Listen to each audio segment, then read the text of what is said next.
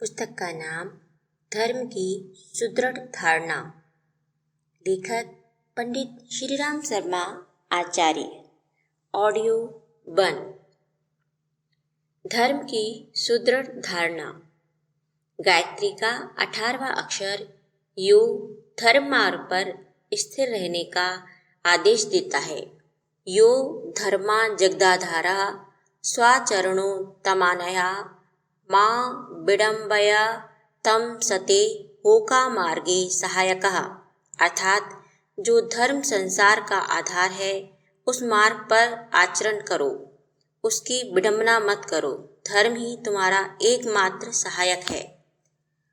धर्म ही संसार का आधार है, उसके ऊपर विश्व का समस्त भार रखा है। यदि धर्माचरण उठ जाए तो सबको अपने प्राण बचाने और दूसरों को कुचलने की चिंता में निष्दिन डूबा रहना पड़ेगा और कोई भी चैन से न बैठ सकेगा। दुष्ट लोग भी धर्म की आड़ में लाभ उठाने, ठगी का जाल फैलाने की चेष्टा करते हैं। इससे मालूम होता है कि धर्म ही ऐसी मजबूत चीज है जिसका आश्रय लेकर बुरे मनुष्य भी अपना काम चलाना चाहते हैं। मनुष्य को ऐसे सुदृढ़ आधार पर ही जीवन की इमारत का निर्माण करना चाहिए। दान पुण्य, धार्मिक कर्मकांड, पूजा पाठ आदि तो धर्म का एक साधन मात्र है। वास्तविक धर्म तो कर्तव्य पालन, दूसरों की सेवा, परोपकार, सच्चाई और संयम में है। इन्हें विचार और कार्यों में भली प्रकार स्थान देने वाला ही वास्तव में धर्मात्मा माना जा सकता है। धर्म का आडंबर करने से, अपने को धर्मध्वजी घोषित करने से कोई लाभ नहीं। धर्म को अपने रक्त में घुला डालो, अपने रोम रोम में भर लो। जो कुछ सोचो, जो कुछ करो, वह सब धर्मानुकूल होना चाहिए। दूसरों को धर्माचरण से लाभ उठाते देखकर उसकी नकल करने को मत ललचाओ। कांटे से लिपटा हुआ मांस का टुकड़ा खाकर मछली की जो दशा होती है, जाल के नीचे फैलाए हुए अन्न के दानों को खाकर चिड़िया की जो गति होती है, वही दशा अनीति द्वारा लाभ उठाने वालों की होती है। इस प्रकार का मार्ग के अनुसरण करने की कोई बुद्धिमान और दूरदर्शी मनुष्य आकांक्षा नहीं कर सकता। धर्म का मूल तत्व। धर्म के संबंध में बड़ी मत विभिन्नता देखने में आती है। संसार के विभिन्न दूरवर्ती देशों की बात तो जाने दीजिए। अपने ही देश और अपनी ही जाति के लोगों के धार्मिक विचारों और आचरण में जमीन आसमान का अंतर दिखलाई पड़ता है। अधिकांश लोगों ने तो धर्म को जीवन से अलग एक बाहरी क्रियाकांड की चीज समझ लिया है। अनेक लोग धर्माचरण करना इसलिए जरूरी समझते हैं कि उससे एक सामाजिक रीति रिवाज का सा रूप ग्रहण कर लिया है, पर ऐसे लोगों की संख्या बहुत ही कम है जिन्होंने अपनी बुद्धि से धर्म के वास्तविक मर्म पर ध्यान दिया है और जो सोच समझकर उस पर आचरण कर रहे हैं। सृष्टि का निर्माण होने पर जीवों में जब चेतना शक्ति उत्पन्न हुई और वे कुछ कर्तव्य अकर्तव्य के संबंध में सोचने विचारने लगे तो उनके सामने धर्म अधर्म का प्रश्न उपस्थित हुआ। उस समय भाषा और लिपि का सुव्यवस्थित प्रचलन नहीं था और न कोई धर्म पुस्तक ही मौजूद थी। शिक्षा देने वाले धर्मगुरु भी दृष्टिगोचर न होते थे। ऐसी दशा में अपने अंदर से पथ प्रदर्शन करने वाली जो आध्यात्मिक प्रेरणा जागृत होती थी, मनुष्य उसी के अनुसार आचरण करते थे। वेद अनादि ईश्वर कृत है। इसका अर्थ यह है कि धर्म का आदि स्रोत मनुष्यों द्वारा निर्मित नहीं है, वरन सृष्टि के साथ ही अंतरात्मा द्वारा ईश्वर ने उसे मानव जाति के निमित्त भेजा था। वेद की भाषा या मंत्र रचना ईश्वर द्वारा निर्मित है, यह मान्यता ठीक नहीं। वास्तविकता यह है कि प्रबुद्ध आत्माओं वाले ऋषियों के अंतःकरण में ईश्वरीय संदेश आए और उन्होंने उन संदेशों को मंत्रों की तरह रच दिया। प्रायः सभी धर्मों की मान्यता यही है कि उनका धर्म अनादि है। पैगंबरों और अवतारों ने तो उसका पुनरुद्धार मात्र किया है। तत्वतः सभी धर्म अनादि हैं, अर्थात एक ही अनादि धर्म की शाखाएं हैं। उनका पोषण जिस वस्तु से होता है वह सत तत्व है। वही धर्म सच्चे ठहर सकते हैं जो सत पर अवलंबित हैं। असत तो वंचना मात्र है, वह अल्पस्थायी होता है और बहुत शीघ्र नष्ट हो जाता है। कोई भी संप्रदाय यह कहने का साहस नहीं कर सकता कि हमारा धर्म सत्य पर अवलंबित नहीं है, इसलिए यह स्वीकार करना ही होगा। एक ही अनादि सत्य का आश्रय लेकर धर्म संप्रदाय उत्पन्न हुए हैं। यह आदि सत्य हमारी अंतरात्मा में ईश्वर द्वारा भली प्रकार पुरो दिया गया है। न्याय बुद्धि का आश्रय लेकर जब हम कर्तव्य अकर्तव्य का निर्णय करना चाहते हैं तो अंतरात्मा उसका सही सही निर्णय कर देती है। विभिन्न संप्रदायों के अपने अपने स्वतंत्र धर्म ग्रंथ हैं। वेद, कुरान, बाइबल, जिंदावस्ता, धम्मपद आदि असंख्य धर्म शास्त्रों में उसी महान सत्य की व्याख्या की गई है। अपनी अपनी शक्ति के अनुसार इन महान शास्त्रों ने सत्य की व्याख्या की है, फिर भी उन्हें संतोष नहीं हुआ और अपने कथन की अपूर्णता को स्वीकार करते हुए नेति नेति ही कहते रहे। सभी धर्मों में नए सुधारक होते रहे और उन्होंने पुरानी व्याख्या को दोषपूर्ण बताकर अपनी रुचि के अनुसार सुधार किए। इन सुधारकों का कथन था कि उन्हें ईश्वर ने ऐसा ही सुधार करने के निमित्त भेजा है। इन सुधारकों में भी सुधार करने वाले होते आए हैं और वे सब भी धर्माचारी ही थे। सत्य एक ही है तो भी उसका प्रयोग करने की विधियां बदलती रहती हैं। शरीर की ऋतु प्रभावों से रक्षा करनी चाहिए, यह एक सच्चाई है, पर इसका व्यावहारिक रूप समय समय पर बदलता रहता है। जाड़े के दिन में जिन कपड़ों की आवश्यकता थी उसका गर्मी के दिनों में कोई उपयोग नहीं है, इसलिए पोशाक में परिवर्तन करना जरूरी है। यह आक्षेप करना उचित न होगा कि पैगंबरों ने अपनी बात को ईश्वर की वाणी क्यों कहा। यदि उनके संदेश ही ईश्वर की वाणी थे तो अनेक धर्मों के पैगंबर मतभेद क्यों रखते हैं। इनमें से एक को सच्चा माना जाए तो बाकी सब झूठे ठहरते हैं। तथ्य बात यह है कि सभी पैगंबरों की वाणी में ईश्वरीय संदेश था। उन्होंने जो कुछ कहा अंतरात्मा की पुकार के आधार पर ईश्वर की आकाशवाणी के संकेत पर कहा। समयानुसार प्रथाएं बदलती हैं, जैसे कि ऋतुओं के अनुसार पोशाक बदलती है।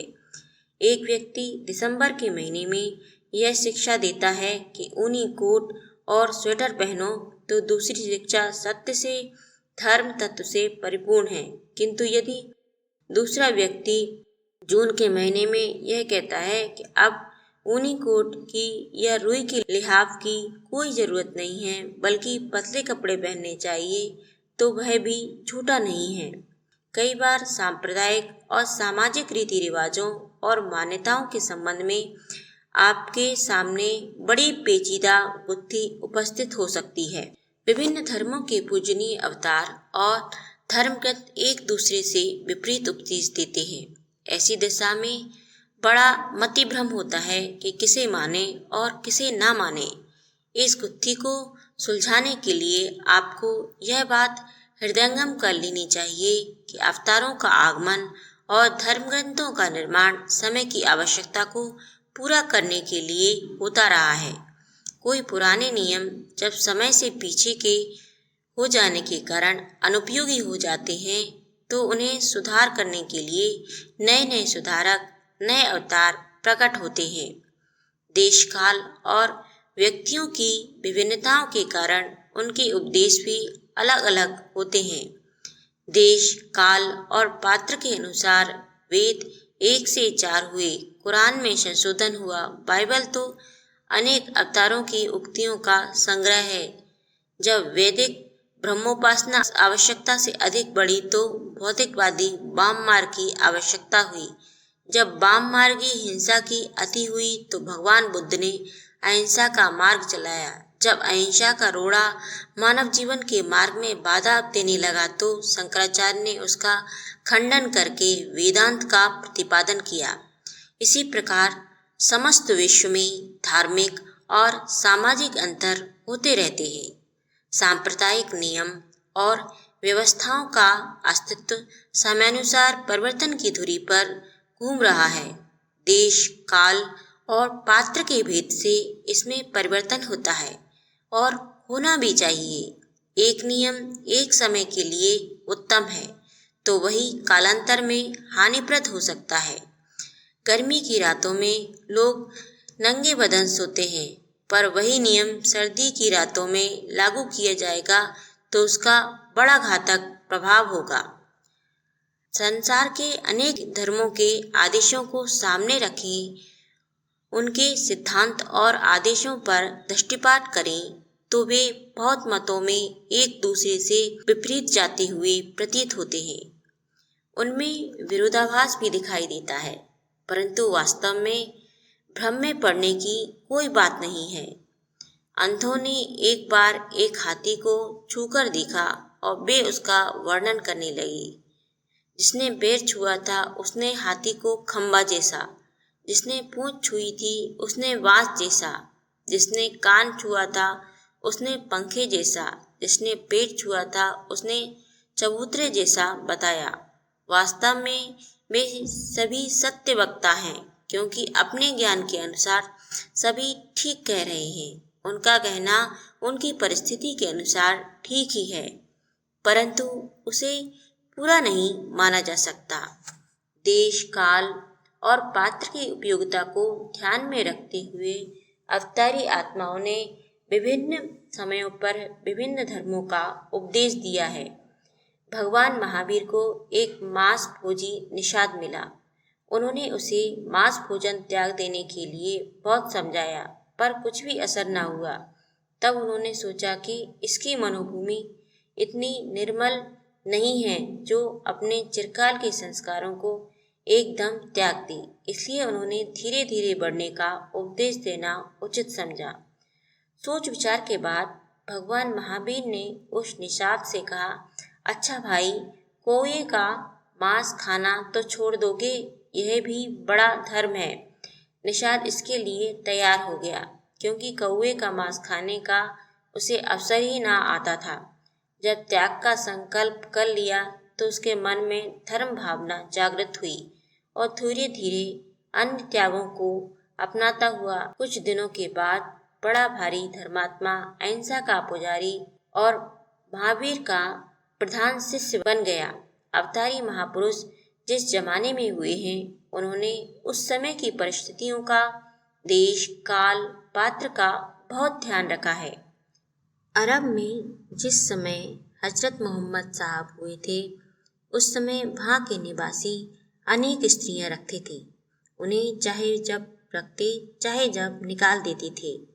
जब संतान बढ़ती और उनका पालन पोषण न कर पाते तो निर्दयतापूर्वक बच्चों को मार मार कर फेंक देते। उपयोगी और अनुपयोगी पशुओं की अंधाधुंध हत्या कर देते थे।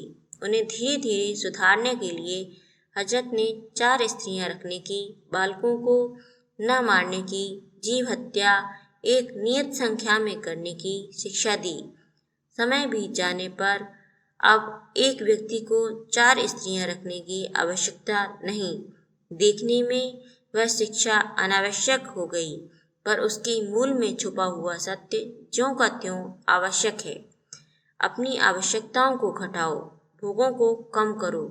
यह संदेश शिक्षा के मूल में था। वह उद्देश्य करोड़ों वर्षों में भी परिवर्तित न होगा। आप गंभीरतापूर्वक धर्म तत्व पर दृष्टिपात कीजिए और धर्म की उन नियम व्यवस्थाओं में कौन सी पवित्र और शाश्वत भावना काम कर रही है, उसे ढूंढ निकालिए। सत्य शाश्वत है और कायदे, कानून, विचार, व्यवस्था परिवर्तनशील है। इस ध्रुव सत्य को हृदयंगम करते ही धर्मों का आपसी विरोध वैमनस्य दूर हो जाता है और सभी धर्म सत्य हैं एवं एक ही नींव पर रखे हुए हैं, यह दृष्टिगोचर होने लगता है। आप जिस संप्रदाय से निकट संपर्क रखते हैं उसका सूक्ष्म दृष्टि से, निष्पक्ष दृष्टि से, निष्पक्ष परीक्षक की भांति, खरे आलोचक की भांति निरीक्षण कीजिए। निसंदेह उसमें बहुत सी बातें बहुत ही उत्तम होंगी, क्योंकि हर संप्रदाय धर्म का सहारा लेकर खड़ा हुआ है। उसमें कुछ अच्छाइयाँ अवश्य होनी चाहिए, किंतु यह भी निश्चय है कि समय की प्रगति के साथ उसमें कुछ न कुछ निरुपयोगिता भी अवश्य आई होगी। यदि उस निरुपयोगिता को मोहबस छाती से लगाए फिरेंगे तो आप अपना बहुत बड़ा अहित करेंगे। 2 दिन पूर्व जो भोजन तैयार किया था वह बहुत ही पवित्र, उत्तम, स्वास्थ्यकारक था, पर 2 दिन पुराना हो जाने के कारण आज तो वह बासी हो गया। उसमें बदबू आने लगी, स्वाद रहित और हानिकर हो गया। उस बासी भोजन को मोहबस यदि ग्रहण करेंगे तो अपने को रोगी बना लेंगे। सांप्रदायिक अनुपयुक्ता रीति रिवाजों की परीक्षा कीजिए और उनका वैसा ही परित्याग कर दीजिए जैसे मरे हुए कुत्ते की लाश को घर से विदा कर देते हैं। पिछला कल बीत गया, अपनी बहुत सी आवश्यकता अनावश्यकता को वह अपने साथ समेट ले गया। आज तो आज की समस्याओं पर विचार करना है, आज के लिए उपयोगी नई व्यवस्था का निर्माण करना है। एक समय में एक रिवाज उत्तम था, केवल इसलिए वह सदा उत्तम रहेगी यह कोई तर्क नहीं है। हो सकता है एक समय नरमेध यज्ञ होते हों, परंतु आज उनकी पुनरावृत्ति कौन करेगा। आदिम युग में मनुष्य के पूर्वज दिगंबर रहते थे, पर आज तो सभी को कपड़ों की आवश्यकता होती है। पहले लोहे और पत्थर से आग पैदा की जाती थी, इसलिए कोई दिया सलाई का बहिष्कार नहीं कर देता। अमुक नगर से अमुक नगर को पहिया पक्की सड़क न थी, पर आज बन गई है, तो उस पर चलना पाप थोड़े ही कहा जाएगा। आप बुद्धि बेचकर पिछले कल की हर बात के अंधविश्वासी मत बन जाइए, अन्यथा अपने जीवन को दारुण दुखों में फंसा लेंगे। बंद गड्ढे का पानी सड़ जाता है, कहीं ऐसा ना हो कि हड्डियों के पोंगा संपंथी के, कहीं ऐसा ना हो कि रूढ़ियों के पोगापंथी के गड्ढे में बंद पड़ी हुई आपकी बुद्धि सड़ जाए और उसकी दुर्गंध से पास पड़ोसियों का सिर फटने लगे। सदैव अपनी चेतना को स्वच्छ रखिए। घर के कूड़े को जैसे रोज रोज साफ किया जाता है, वैसे ही धर्म साधना के लिए अनुपयोगी रीति रिवाजों की सदैव सफाई करते रहा कीजिए।